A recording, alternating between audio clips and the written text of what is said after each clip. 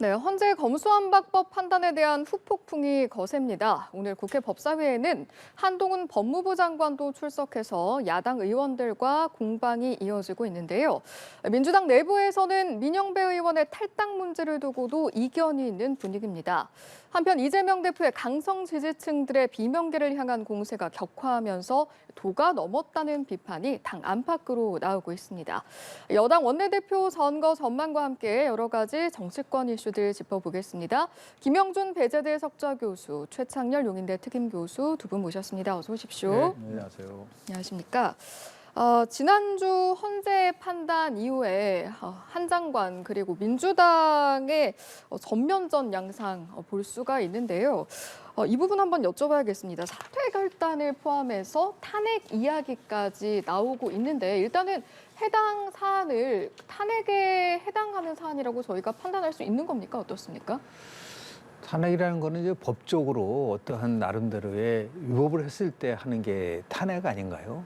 그런데 법무부 장관이 헌법재판소에다가 권한쟁의 심판을 해서 판결이 나온 걸 가지고 탄핵을 할 경우에 오히려 그 후폭풍이 돌 가능성은 좀 있다고 저는 봐요. 지금 뭐 다른 장관, 이상민 장관이 지금 탄핵당해서 헌법재판소에서 지금 이제 판결을 기다리고 있는 부분인데요. 실제로 굉장히 혼돈스러워요. 이번 결정이. 그러니까 헌법재판소의 판결에 대해서 다들 일단은 존중을 해야 되지만 절차는 위헌인데 법안은 유효하다고 얘기를 하니까 거기서 이제 혼돈스러운 부분들이 있는데 아예 처음부터서 예를 들어서 지금 민주당 같은 경우는 헌재 판결을 승복하라고 얘기를 하고 있지만 법안 심의를 하는 데 있어서의 표결이나 등등이 제약을 받지 않았기 때문에 이 법안은 유효하다라고 얘기하면 아무런 문제가 없어요.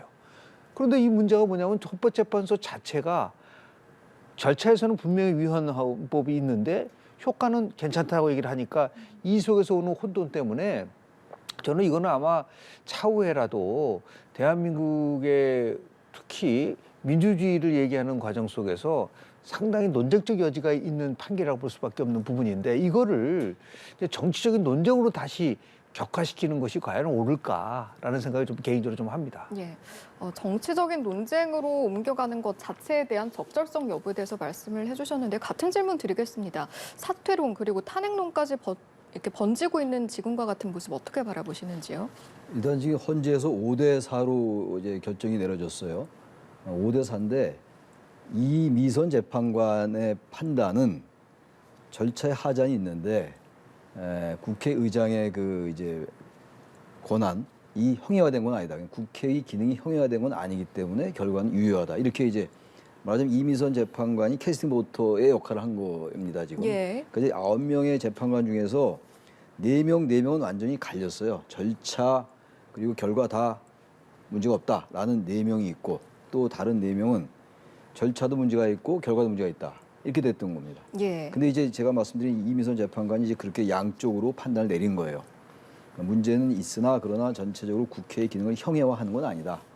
다시 말하면 법사위원장의 그 결정이 국민의힘 또는 국회의원들의 심의 표결권을 침해했으나 그 최종적으로 국회의장의 그 행동은 문제가 없다. 이렇게 판단을 내렸단 말이에요. 그러다 보니까 지금 절차는 문제가 있지만 결과는 문제가 없다라고 하는 참 애매한 이제 판단이 내려지고 말았어요. 이런 경우가 다들 얘기가 많이 나온 겁니다만 2009년도에 미디어법이 통과될 때도 이런 식이었습니다. 그러니까 헌법재판소로서는 정당 또는 정당 체제 또는 정치권 내에서 일어나는 여러 가지 일들에 대해서는 가능하면 자율성을 인정하려는 분위기인 것 같아요. 최종 결과는 그렇다는 얘기예요. 그러나 내용을 들여다보니까 4대4로 갈렸던 거예요. 그러니까 지금 민주당과 국민의힘은 자신들에게 유리했던 것만 부각시키는 겁니다. 반대로 자신들에게 불리한 건 비난한 거거든요. 그러니까 지금 어쨌든 간에 헌재의 그 판단 구조가 그렇게 돼 있기 때문에 이걸 받아들일 수밖에 없어요. 다시 말하면 이 양쪽을 계속 공방으로 가는 거는 민주당이나 국민의힘이나 자신들이 보고 싶은 것만 보는 거거든요. 따라서 아까 질문으로 다시 돌아가면은 한동훈 장관이 사퇴할 필요는 없다고 봐요. 권한쟁의 심판이라는 거는 일단 각하가 됐어요. 그러니까 권한쟁의를 쟁소할 만한 그 자격 자체가 안 된다고 봤던 거란 말이죠. 법무부 장관이 왜 그런 걸 하냐라고 이제 헌재가 결정 내린 거기 때문에 각하가 됐다. 기각도 아니고 각하예요. 기각이라는 거 이제 옳고 그른 걸 판단하는 건데 각하가 됐다는 건 아예 판단할 필요가 없다라는 거란 말이에요. 예. 근데 이걸 가지고 그렇다고 한동훈 장관이 사퇴를 하면은 어제 한 장관은 자신이 법무장관으로서 이 부분에 대해서 권한을 다퉈볼 여지가 있다라고 해서 소송을 제기했던 거거든요. 예. 이 부분이 각하했다고 해가지고 한 장관이 사퇴해야 된다. 이건 전 논리의 비약이다. 바로 그게 민주당이 지금 자신들이 보고 싶은 것만 보는 것이 국민의힘도 마찬가지예요. 국민의힘도 김기현 대표가 뭐 민변이나 우리법 연구회 이런 분들이 지금 재판관으로 가서 이런 결정이 내렸다 이렇게 얘기했는데 그것도 저는 과도한 얘기라고 생각해요. 예. 어떤 현재의 헌법재판소의 의결 구조가 그렇기 때문에 그걸 받아들일 수밖에 없습니다. 예. 알겠습니다. 법사위 상황에서 어떤 이야기들이 나오는지 보니까 일단은 앞서 말씀하셨던 각하에 따라서 뭐 사과해야 한다라는 이야기도 나오고 있고요. 시행령에 대한 이야기도 나오고 있는 것으로 보입니다. 오늘 이제 한 장관이 법사위에 출석하기 전에 취재 기자들과 했던 이야기를 좀 보면요. 사과는 오히려 민주당이 해야 한다. 이 절차에 대한 부분을 좀 지적했던 것으로 보이는데요. 이 내용은 좀 어떻게 들으셨는지요? 뭐 예상했던 대로 합법적인 절차를 거쳐서 통과된 법이 아니기 때문에 뭐 헌법재판소는 그런 판결을 내렸지만은 특히 이제 위장 탈당한 부분에 대해서 헌법재판소도 이거는 잘못된 것이다 얘기를 했다고 한다면 그 부분에 대해서 사과를 해야 된다고 얘기를 했고 이거는 한동훈 지금 장관만이 아니죠. 지금 박영진 의원 같은 경우도 이 문제와 관련돼서는 민주당 소속이지만 민주당이 이 부분에 대해서 위장 탈당했던 부분들에 대해서는 사과해야 된다고 얘기를 하고 있기 때문에 네. 이거는 뭐 정치적 공방을 넘어서 이제 팩트에 관련된 거로 이제 바뀐 거죠. 왜냐하면 헌법재판소가 이렇게 판결을 했기 때문에. 그리고 당연히 이제 뭐 민주당 입장에서 봤을 때는 검찰의 예를 들어서 소추권 같은 경우가 헌법적인 것이 아니라 얼마든지 국회에서 조정이 가능한 국회 입법권에 해당된다는 부분들이 있기 때문에 검수완복을 또 유효하다고 판단을 했으니 우리가 얘기하는 이제 원박에 대한 부분들의 시행령은 이제 바꾸라는 얘기인데 예. 좀 이제 그 바깥에서 이렇게 본다고 한다면 이게 공방만 있지 정치적인 공방만 있지 정말 이것을 누구를 위해서 이렇게 공방을 하고 무엇 때문에 지금 여야가 충돌하고 있는지에 대해서 국민들의 입장에서 봤을 때는 굉장히 좀 혼돈스러운 부분들이 좀 있어요. 판결 자체도 그렇고 여야 모두 다 어떤 접점을 찾는 게 아니라 계속해서 양극단의 그 대립적인 정치만 하고 있기 때문에 이제는 뭐 우리 국민들도 여당이 무슨 얘기를 하든 야당이 무슨 얘기를 하든 항상 뭐 저런 얘기들 똑같은 얘기만 반복돼서 나오니까 한편으로는 이게 정치가 원래 갈등을 조정하는 것이 순기능인데 뭐 정치의 실종, 정치의 몰락, 정치의 퇴보, 더 나가서 한국 정당 정치에 아주 대위기가 여전히 대한민국을 좀 지배하고 있지 않나라는 생각을 좀 합니다. 예. 일단은 한 장관도 민주당도 국민을 위해서라도 본인들이 주장하는 방향으로 가야 한다라고 이제 이야기를 하고 있는 상황인데 민주당의 주장은 이런 겁니다. 헌재가 판단을 한 걸 보면 시행령도 폐기해야 하는 게 아닌가 이런 주장 내놓고 있거든요. 어쨌든 헌법재판소는 이른바 검수완박법, 검찰청법하고 형사소송법 개정안이었어요. 이 개정안들이 유효하다고 판단을 내렸던 것이고 그때 법안을 보면요. 부패하고 선거, 부패하고 경제 등이라는 그 불완전 명사가 있어요. 이 등이라는 말이 있다 보니까 이게 애매해진 겁니다. 처음엔 그 말이 없었어요. 6대 범죄로 한정하다 나중에 2개 범죄로 이제 줄였다가 다시 등이라는 그 이제 불완전 명사가 붙으면서 그러니까 부패와 경제 등이라는 건 부패와 경제 이외에 예. 다른 것도 할 수 있다라는 그런 해석이 가능하잖아요.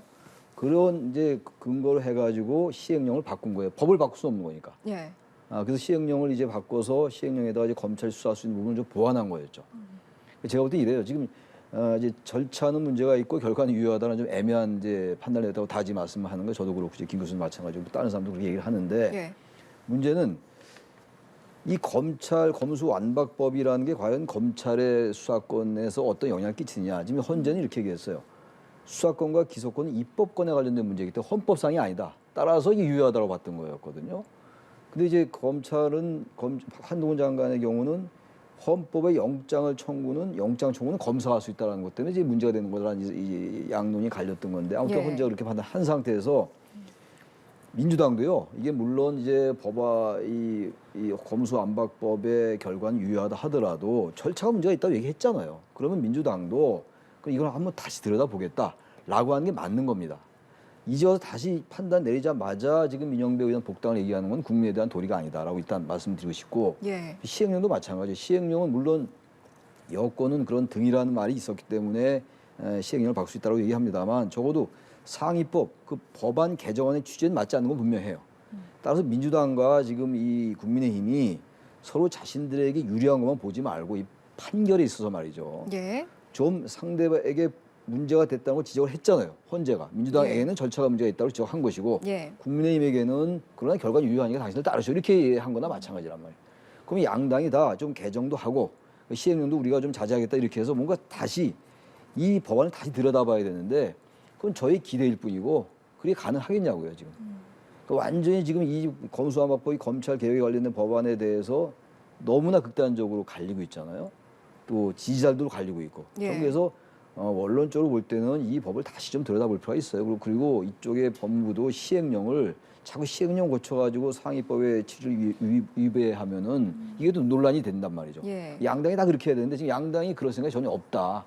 그게 가장 이제 핵심 문제라는 생각을 하는 겁니다. 아, 그럼 네. 전반적으로 재정비에 대한 말씀을 해주신 거죠? 근데 실은 이 부분에 대해서 꼭 좀 지적을 좀 하고 싶은 거는 저 헌법재판소의 판결이 어떠한 정치적 함의를 갖고 있느냐에 대한 부분들을 좀 얘기를 해줘야 돼요.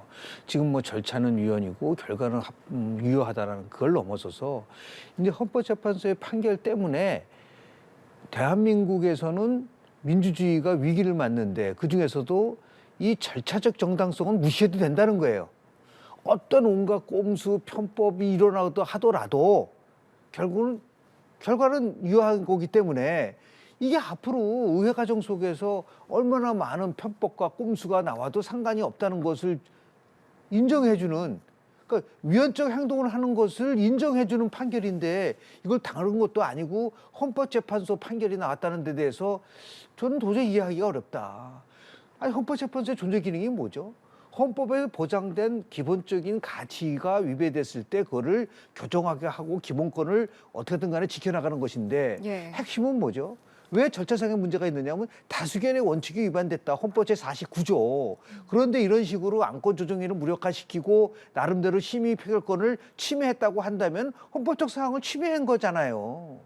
그러면 거기서 모든 것이 끝난 거죠. 그 이게 어떤 진행이 될 수가 있나요? 헌법재판소가 얘기하는 그 부분 속에서 도저히 이해할 수 없는 부분은 절차는 위헌인데 결과는 유효하다라고 한다는 것 자체가 너무나 모순적이기 때문에 예. 정말 이 부분에 대해서는 한 번 더 지적을 하고 싶고 또 하나는 민주당을 향해서 그렇게 검찰에 대한 민주 통제를 강조했으면 왜 문재인 정부 때는 그걸 안 했죠? 자기네들 적폐청산할 때는 검찰에다가 수많은 권한을 주고 나서 그때는 왜 그 문제 통제를 하지 않았어요? 다른 목적이 있기 때문에 검찰의 수사권을 포함해서 검찰을 통제하겠다고 얘기하는 거 아니겠습니까? 그리고 검수완박이라는 법을 만들 때 그 과정을 한번 보세요. 대통령 선거 끝나고 나서 이제 새로운 정부가 출범하기 전에 만약에 새 정부가 출범을 하게 되면은 비토권을 행사할까 봐 그거를 밀어붙이기 식으로 한 거 아니겠습니까? 정말 선거 결과에 대해서 승복한다고 그러면은 검수완박법을 그렇게 밀어붙일 수 있나요? 이런 두 가지 사항을 본다고 하더라도 이 검수완박법이 갖고 있는 수수성이 훼손될 수밖에 없었던 것이고 거기다가 절차까지 지금 헌법재판소로부터 예.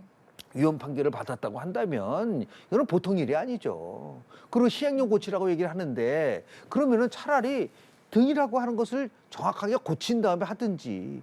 미국은 뭐 안 그러나요? 미국도 어마어마한 행정명령을 통해 가지고서 대통령이 그 법에 구속되지 않고 하고 있거든요. 예. 그럼 문재인 정부 때 시행령을 얘기 안 했나요? 수많은 시행령을 자기네들도 했었습니까? 본질에 대한 문제, 이런 중요한 것들을 왜 하느냐에 대한 부분들을 예를 들어서 지금 정당 포함해서 국회 엉망진창 아닙니까? 이제 국회 통제해야 되잖아요. 이제 앞으로 우리 국회 만들고 국민회의를 하나 만들어가지고 앞으로 국회는 요 부분만 하고 나머지 거는 전부 다 우리 국민회의에서 하자. 그럼 받아들일 수 있겠습니까? 국회가.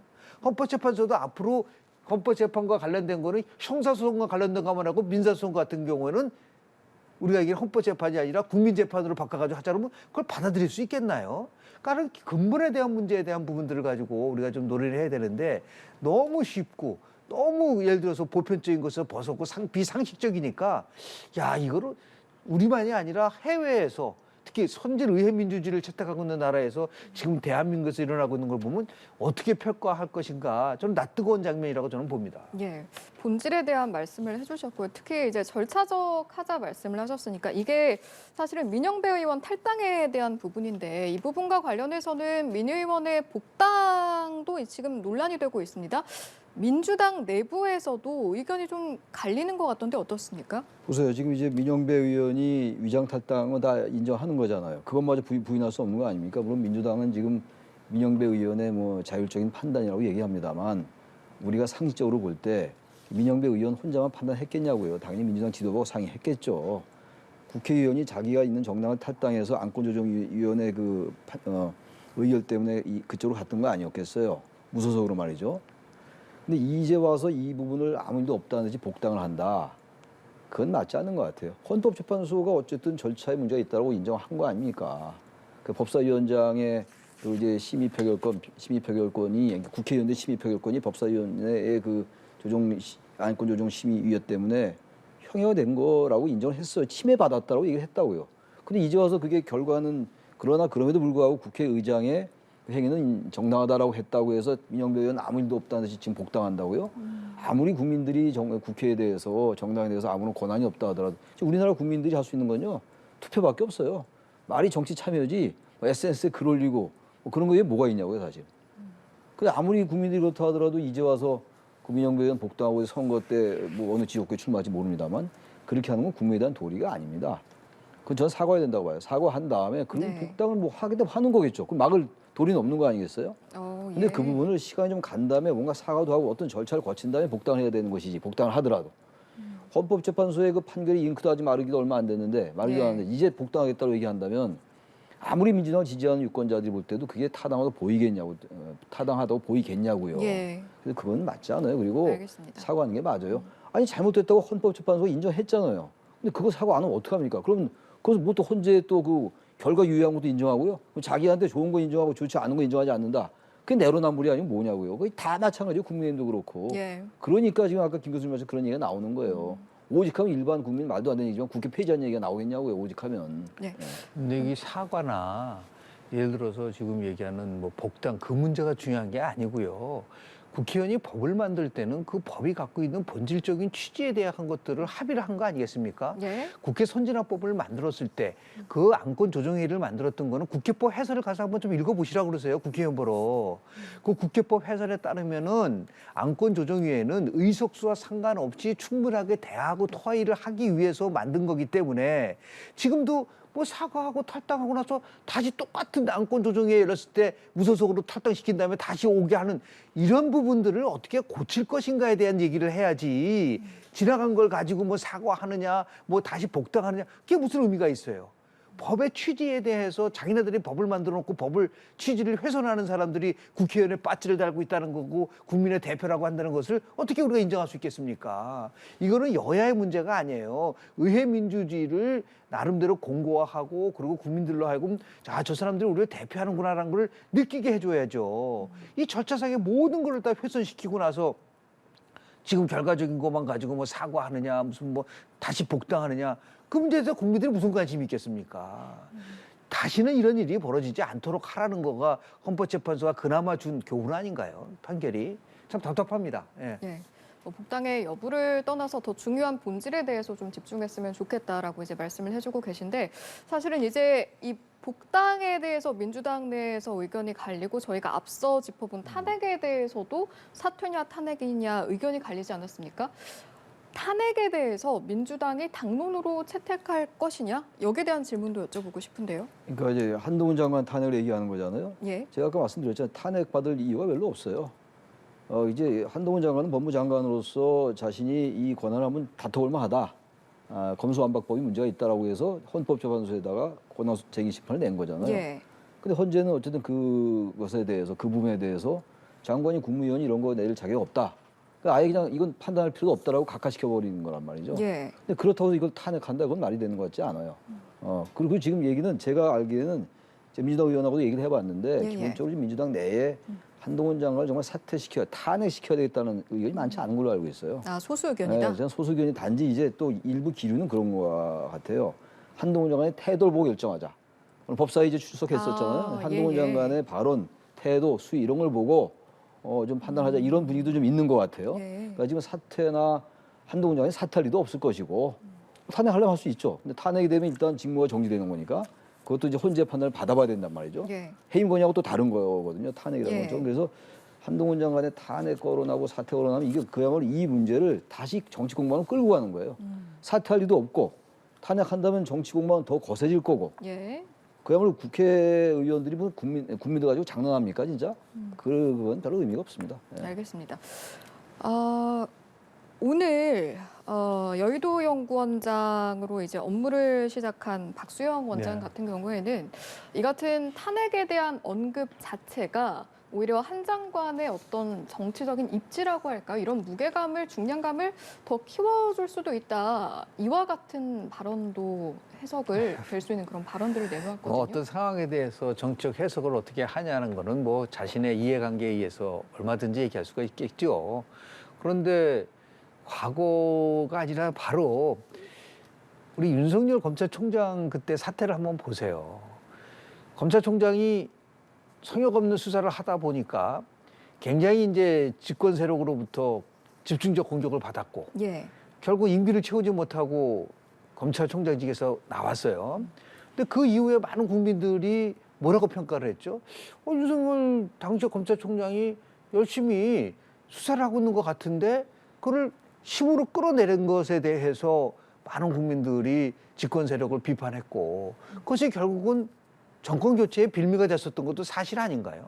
그리고 검찰총장이 9개월 만에 대한민국의 대통령이 되는 정말 이례적인 일이 벌어졌는데 그게 바로 자기가 갖고 있는 힘으로 모든 것을 밀어붙였을 때는 어떤 결과가 온다는 걸 뻔히 알고 있기 때문에 예. 뭐 민주당 입장에서 봤을 때는 뭐 탄핵이라는 그런 뭐 일부 의원들은 그런 표현을 쓸지는 모르겠으나 과연 뭐 탄핵으로 끌고 갈지 다만 탄핵을 통하면서 뭔가 지금도 뭐 여러 가지 우리 퍼퓰리즘 입법을 얘기를 하는데 여기서 꼭 강조를 하고 싶은 거는 지금 이제 총선이 1년 남았거든요.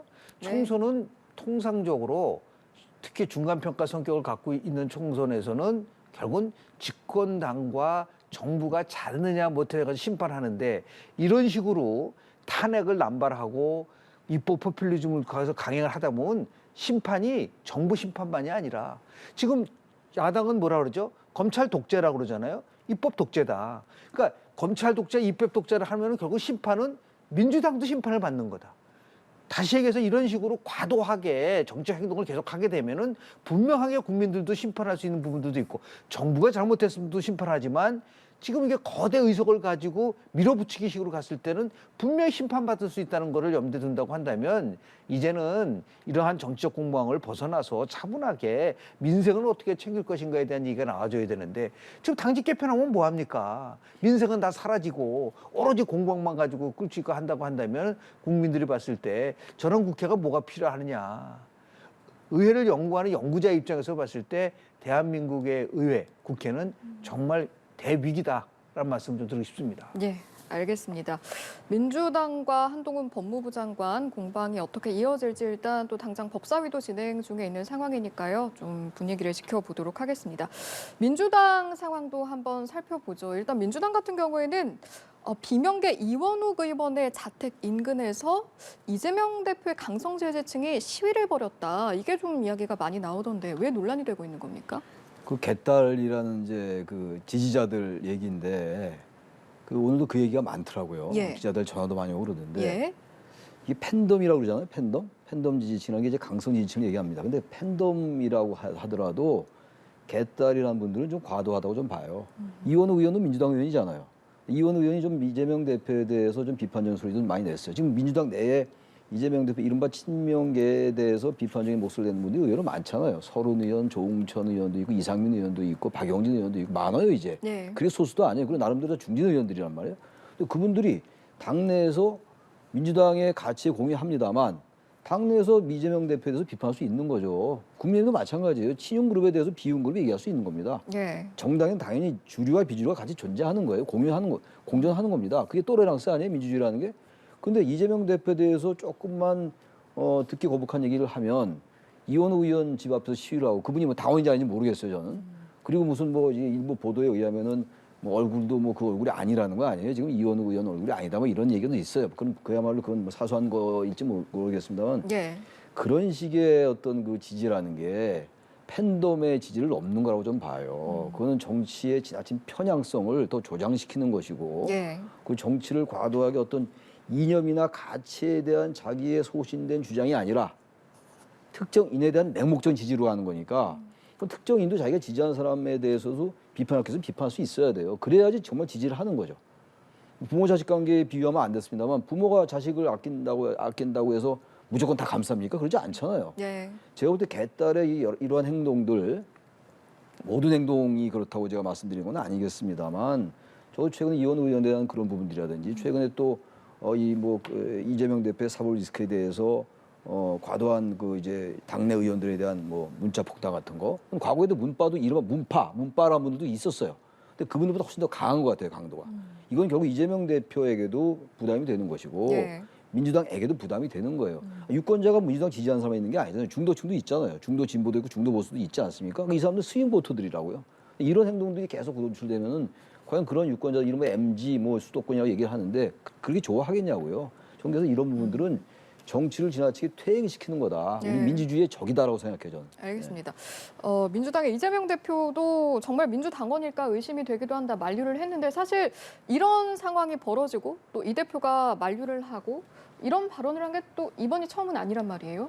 실제로 보면은 적당한 시기에 적당한 메시지를 던지지 못했기 때문에 나온 현상이라고 봐야죠. 이제는 너무나 이제 이게 그 팬덤이라는 거를 얘기를 하면서 강성 지지층에 대해서 옹호하는 듯한 발언들을 많이 했었어요. 아까 문파 얘기도 나왔지만은 당시에 문재인 대통령 후보는 이거 양념인데 뭐 어떠냐라고 얘기할 정도였었으니까. 그러니까 이게 도를 넘어서고 뭐 지지층들을 모아서 같이 함께 하는 거는 정당 정치의 근본이라고 할 수 있지만 지금 얘기하는 극렬 팬덤들, 어떤 심한 경우는 악성 팬덤들 같은 경우에 지배를 받으면은 그런 스스로를 오히려 망치는 거다. 지금 민주당의 가장 큰 문제는 뭐지만 예. 졌지만 잘 싸웠다라고 하는 이상한 논리. 0.73%포인트로 졌기 때문에 졌지만 잘 싸웠다. 우리가 얘기하는 정치 보복 야당 탄압 프레임이 여전히 국민들로부터 지지를 받고 있다라고 하는 착각. 그 세 번째가 우리는 악성 팬덤이 아니라 정말 우리를 지켜주는 팬덤이라고 생각하는 이런 것 때문에 정권도 뺏겼고 그 말은 뭐냐면 자신에 대한 민주당에 대한 콘크리트 40% 지지를 받을 수 있지만 반대편에는 콘크리트 반대 55%가 만들어진다는 걸 깨닫지 못하고 있는 거예요. 예. 그렇기 때문에 이재명 지금 뭐 대표가 이제 와서는 뭐 굉장히 강력하게 강성 지지층에 대해서인지 아닌지는 모르겠지만 팬덤에 관련돼서 뭐 경고도 내리고 그러는데 늦었어요. 한참 늦었던 거죠. 이 모든 것이 자기네 사법 리스크가 강화됐을 때는 팬덤에 의존하는 듯한 것을 보여주고 그리고 무슨 뭐 기자간담회 같은 거 할 때 강성 지지층을 상대로 하면서만 하고 이러다 보니까 국민들이 봤을 때는 이거는 정당이 갖고 있는 기본적 정당 내의 다양한 의견이 그러니까 가장 큰 문제가 국민의힘이든 민주당이든 가장 부족한 게 뭐냐 다양성이 없다는 거잖아요.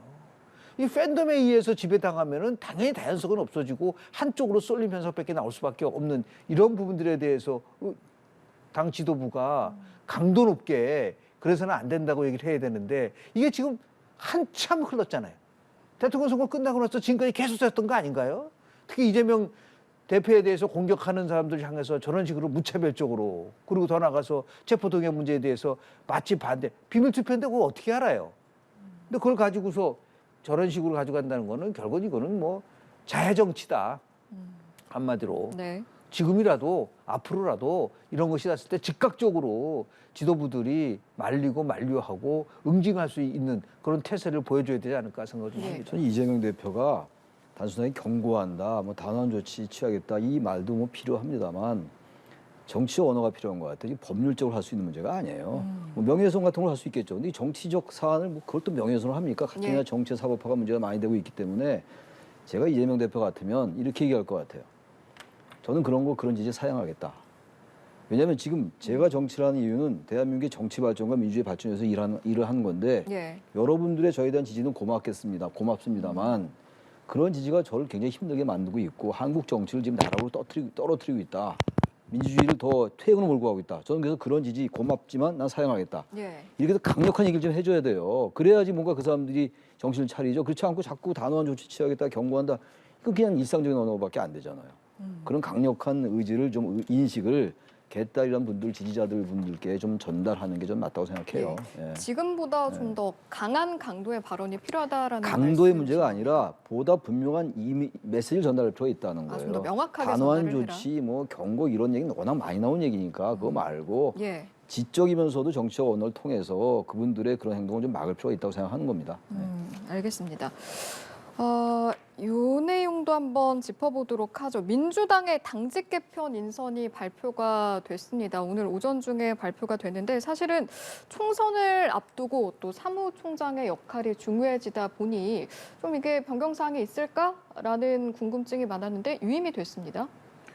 뭐 가장 강조하고 있는 부분은 친명계 1세계 지도부를 조금 이제 변화시켜야겠다고 하니까 뭐 최고위원이라든지 아니면은 뭐 지금 얘기하는 정책위 의장이라든지 등을 이제 바꿨다고 좀 보는데 핵심은 결국 바뀌었냐 안 바뀌었냐 핵심은 사무총장을 바꾸냐 안 바꾸냐의 문제로 귀결됐었잖아요. 예. 근데 총선 앞두고 이제 사무총장은 이제 공천권을 포함해서 정당의 살림을 총괄하고 있기 때문에 결국은 쉽게 바꾸지 못할 것이다라고 했는데 뭐 아니나 다를까 우리 조정식 의원은 뭐 오선 의원이고 나름대로 합리적이고 아주 뭐 강성은 아니죠. 그런 의미에서 보면은 뭐 사무총장 유임을 할 수 있을 거라고 생각할 수는 모르겠지만 바깥에서 볼 때는 결국 뭐 신용만 무늬만 뭐 예를 들어 당직 개편이지 핵심은 그대로 지켜나갈 수밖에 없는 부분들이 좀 있는 것인데 예. 꼭 좀 지적을 하고 싶은 거는 당직이 바뀐다고 민주당이 바뀝니까? 예를 들어서 무슨 뭐 새로운 사람이 들어온다고 그래서 지금 정당이 바뀌나요? 정당의 기본적인 우리 지금 오늘 핵심적인 내용은 정당의 본질적 기능이 뭐고 그리고 더 나아가서 국회의원들이 무엇을 해 누구를 대표하느냐에 대한 근본에 대한 거 없이 기껏 당직 몇 번 받고 더 나아가서 아니 무슨 정당이 헌법기관입니까? 정당은 임의단체에 불과해요. 국민의 대표기관이 아닙니다. 자기가 뜻을 같이 하는 사람들이 모르면 임의단체에 불과한데 거기서 무슨 당직을 개편하고 그게 무슨 의미가 있어요. 그런 정당한테 지금 국민들이 국가보조금까지 주고 있는 이러한 대한민국 실정인데 좀 더 현실적으로 정말 국민 눈높이에 맞는 정당이라든지 예. 민생을 챙기는 정당이라든지 이런 거는 가지 못하면서 몇몇 무슨 뭐 당직 바꾼다고 해서 정당이 바뀐다고 생각할 수 있을까요? 저는 뭐 거기에 대해서 별로 이렇게 기대하지도 않을 뿐만 아니라 이제 기본으로 돌아가라. 그래서 정말 국민들에게 봉사할 수 있는 정당, 대한정당, 국민정당으로 거듭날 수 있는 길을 가야지 몇몇 무슨 당직 바꿨다고 지금 비명계하고 친명계의 갈등 구조가 해소됩니까? 지금 예를 들어서 이재명 예. 대표가 결단해야죠. 그런 결단 없이 무슨 놈의 민주당이 바뀐다는 거예요? 그러니까 문재인 대통령도 얘기했잖아요. 변화하고 결단을 내려야 된다고. 결단이라면 어떤 결단? 그건 뭐 여러 가지가 있죠. 지금 예를 들어서 기소가 됐잖아요. 예. 기소됐으면 그 다음에 어떤 결단이 내릴지 그거 다 아는데 그냥 그대로 또 다시 얘기해가지고서 당대표직을 유지하고 있는 상황 속에서 본인은 당대표는 온갖 특혜를 다 누리면서 밑에 있는 당직 바꾼다 그래서 이게 무슨 바뀌어지겠어요? 본질에 대한 것들에 대한 것들을 개혁하지 않으면은 저는 백약이 무효다라는 말씀 좀 알겠습니다. 드립니다. 사실은 이제 오늘 당직 개편이 체포동의안 표결, 이재명 대표에 대한 표결 이후 한 달 정도 만에 이제 단행된 것이었는데 지금 조금 전에 김 교수께서는 이 대표가 직접 결단을 해야 되는 부분이고 당직 개편 자체만으로는 큰 변화를 본질적인 변화를 이루기가 어렵다 뭐 이런 말씀이셨거든요. 당직 개편 안 하는 것보다 하는 게 낫겠죠. 뭐 당직 개편 자체가 본질은 아닙니다만 우리가 다 본질 가지고만 얘기한 건 아니니까. 근데 역시 이제 사무총장을 위임할 거냐 아닐 거냐가 관심이었어요, 사실은. 왜냐하면 예. 지금 이제 친명과 비명의 여러 대결 구도라는 게 여러 가지 이유가 있겠습니다만 공천을 두고 싸우는 거잖아요. 국민의힘도 마찬가지고. 그 뭐 정당 다 그런 거니까. 근데 그 정도가 어느 정도냐가 문제인데 사무총장이 사실은 이 조직 관리하고 공천에 영향을 행사하는 거란 말이에요. 예. 대표와 이제 사무총장이 이제 그 뜻을 맞춰서 공천에 영향을 행사하는 건데 바로 이 구조를 바꿔줘야 돼요. 국민의힘도 마찬가지예요. 국민의힘도. 그러니까 이 구조가 안 바뀌면요. 당은 국민의힘이 됐건 민주당이 됐건 다른 정당이 됐건 예. 어쨌든 당 지도부가 장악하고 있는 거예요. 그러니까 우리나라는 당대표가 너무 세요. 미국은 당대표도 없잖아요. 당 대표가 한 번 되면요, 당 대표를 사퇴시킬 방법도 없어요. 본인이 그만두기 전에는. 보수 민주당 내에서 지금 친명과 비명의 그 상당한 그 대결 구도가 형성돼 있지만 예. 비명계가 한계가 있잖아요. 한계가 있는 이유가 당 대표가 안 움직이면 움직일 수가 없는 거예요. 당진선 이렇게 했다고 그래가지고 전 좀 기대하고 지켜보려고 그래요. 일단 예. 어떻게 바뀔 건지. 근데 문제는 어쨌든 간에 이재명 대표의 사법 리스크라는 게 지금 민주당을 엄습하고 있는 건 분명하잖아요. 예. 이것까지 부인할 수 없단 말이죠. 근데 비명계가 여기 대해서 계속 비판의 목소리를 내고 있어요. 최근에 당원 80조의 예외 조항을 인정해서 이재명 대표의 당직이 유지됐단 말이에요. 대표직이 유지됐는데 이런 부분들도 어떻게 할 수는 없다 하더라도 이 당직이 개편되면은 그런 것들에 대해서 뭔가 바뀌어야죠. 그럴 때 당직 인선의 의미가 있어요. 당직 개편에. 네. 사무총장 설령 안 바뀌었다 하더라고요. 그래서 일단은 바뀌었으니까 지켜보자 이거예요. 지켜보는데 네.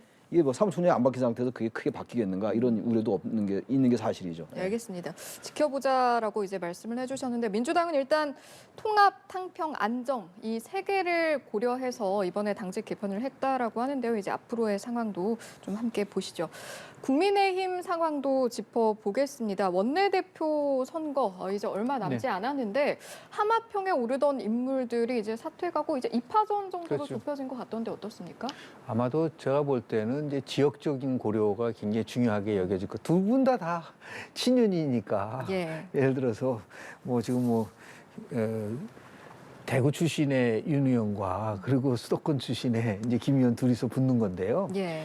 결국은 이제 제가 이렇게 보니까 원내대표에서는 마지막 현장에서 그 의원들을 상대로 한 연설이 결정적이에요. 아, 예, 그동안의 그렇습니다. 예, 그래서 예. 봤을 때 비슷하게 누가 돼도 뭐 4선, 3선이니까 큰 차이가 없기 때문에 다만 이제 원내대표가 갖고 있는 위상이 어떤 식이든 간에 새로운 돌파구를 마련할 수 있는 계기를 마련하고 특히 제일 중요한 거는 이게 지금 야당과의 협상력이 굉장히 중요한 아마 요인이 될 거라고 좀 봐요. 일방적으로 끌고 가지 못하는 상황 속에서 예. 어떻든 간에 야당과 돌파구를 만들 수 있는 그런 경험과 그리고 더 나아가서 전략과 그 의지가 얼만큼 있느냐가 아마도 중요한 변수가 되지 않을까 생각을 좀 하게 됩니다. 국민의힘 원내대표 선거도 보면 말이죠. 지금 예. 민주당 얘기했잖아요. 예. 다양성이 없어요. 여기도. 지금 무슨 뭐 김학영 의원은 수도권이고 윤재욱 의원은 대구다. 그게 중요한 게 아니에요. 그야말로. 뭐 안배, 지역 안배도 그렇게 결정적인 게 아니거든요. 결국은 친윤 대 비윤이 좀 나와서 예. 어떤 정책, 당내에서 정책이나 지향점에 대한 토론이 있어야죠. 그럴 때 국민들이 집권당의 원내대표 선거를 주시할 수 있는 거 아니겠어요? 지난번에 국민의힘 그 대표 경선 보세요. 완전 대통령실 개입해가지고 당무개입 논란이 있었고 김기현 대표가 됐지만 거의 뭐 대통령실 지원에 힘줘서 되는 거 다 인정하는 거란 말이죠. 예. 본인 인정 안 할지 모르죠. 원내대표 선거 또 그렇게 가고 있어요. 이렇게 하다 보니까 정당이 도대체가 야당, 여당 할 거 없이 저 여당은 좀 달라야 될 거 아니겠어요? 원내대표 선거는 대표 선거를 이렇게 치렀으면 원내대표 선거는 뭔가 좀 역동성과 다양성이 있으면서 거기에 치열한 토론이 있어야지 국민들의 어떤 컨벤션 효과가 있을 텐데 제가 볼 때 그런 토론 없을 겁니다 아마. 두 분 다 친윤이라는 거 아니에요? 예. 친윤 대 비윤이라는 게 굉장히 중요해요. 근데 지금 비윤이 몫을 못 내고 있어요. 이런 구조에서 무슨 정당의 민주주의가 있냐고요. 전 그게 이번에 국민의힘 원내대표 선거를 보는 관전 포인트라고 생각합니다. 예. 친윤 대 친윤이기 때문에 크게 변별력이 없는 것 같다라고 이제 말씀을 해주신 부분이었던 것 같은데 일각에서는 친윤 대 친윤인데 그러면 여기서 윤심이 어디에 더 향하느냐 이것도 중요한 변수가 아닙니까라는 시각도 있더라고요. 저는 뭐 이 친윤 대 신이 붙는데 윤심이 작용할 이유가 있나요? 누가 되든 간에 여하튼 같이 호흡을 맞출 수 있는 예. 예를 들어서 뭐 김학영 의원 같은 경우는 김기현 의원이 원내대표 할 정책의장 할 때 같이 호흡을 맞춘 적도 있고 그 윤혁 의원 같은 경우는 대통령 상황실장까지 선대 때 맡았고 그러니까 뭐 제가 볼 때는 누가 되든 간에 이번에는 뭐 대통령실이 개입을 해가지고 윤심을 작동하고 그런 계기는 없을 것 같아요. 예. 그래서 제가 말씀드린 것처럼 현장에서 얼마만큼 의원들에게 설득력이 있는 자신의 나름대로의 뭐 철학이든 신념이든 소신이든 열정이든 의지든 그걸 보여주는 게 아마 중요한 변수가 되지 않을까 생각을 하고 과거에는요. 예. 이 정책의장을 런닝메이트를 했기 때문에 정책의장을 누구를 하느냐에 따라서 결정된 부분들이 많았지만 예. 이제는 뭐 정책의장을 당대표가 지명을 하고 원내대표 경선이 이루어지고 있기 때문에 결국 현장에서의 자신의 어떠한 모습을 보이느냐가 윤심보다도 더 중요하게 작동되지 않을까 생각을 좀 합니다. 예. 현장에서 어떤 모습을 보여주느냐가 앞으로 굉장히 중요한 관전 포인트가 될 것 같다라는 말씀이셨고요. 오늘 말씀 여기까지 듣고 마무리하겠습니다. 김영준 배재대 석좌 교수 그리고 최창렬 용인대 특임교수 두 분과 함께했습니다. 고맙습니다. 네, 고맙습니다.